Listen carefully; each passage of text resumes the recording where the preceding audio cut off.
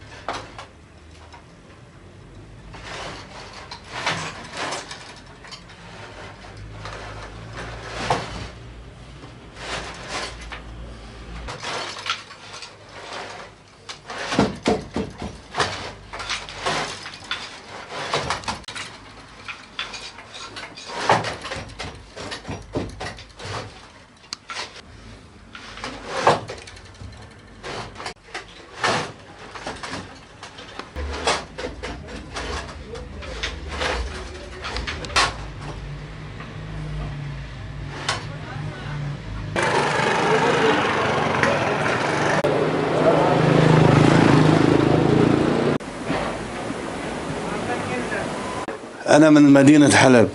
تمام. هي المصلحة هاي صار لي فيها 50 سنة. 50 سنة صار لك. ونحن أبا عن جد بهالمصلحة شي من 300 سنة بمدينة حلب معروفين. أيوة، إنه من زمان كنت في حلب. إيه، وهي الحرفة أقدم حرفة بالتاريخ. لا، جيت مع ابني 2 وبنت صغيرة ومرتي، لأني صار نحن بحلب صار العيشة صعبة كتير، ما بنقدر يعني ننال مرة شغلنا ولا يعني الوضع معروف للعالم كله. ايوه، مشان هيك ايه جينا لهون حلب، يعني خفنا على ديننا وعلى رواحنا كمان، وعلى اخص على ديننا.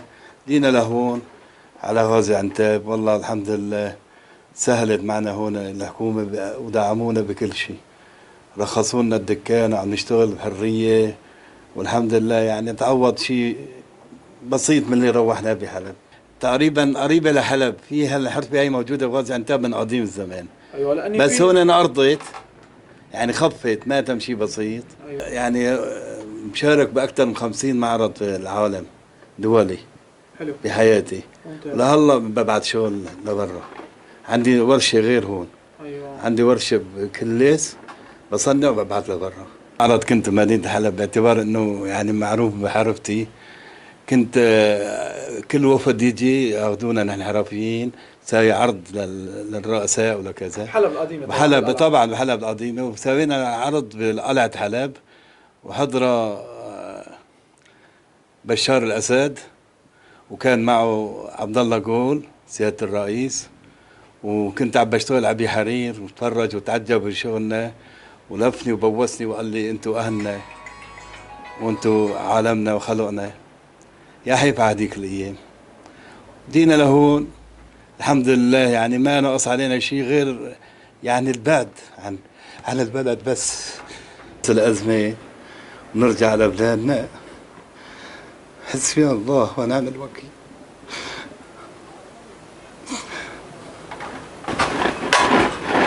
أنا بقدر بروح بأي دولة أوروبية، لأن أنا بصلي بشارك معارض دولية كتير، برضو علي إني أروح لهنيك لعندهم، ما رحت. فضلت تركيا لأني بلد إسلامية ما بتبرع عن حلب شيء، الحمد لله رب العالمين.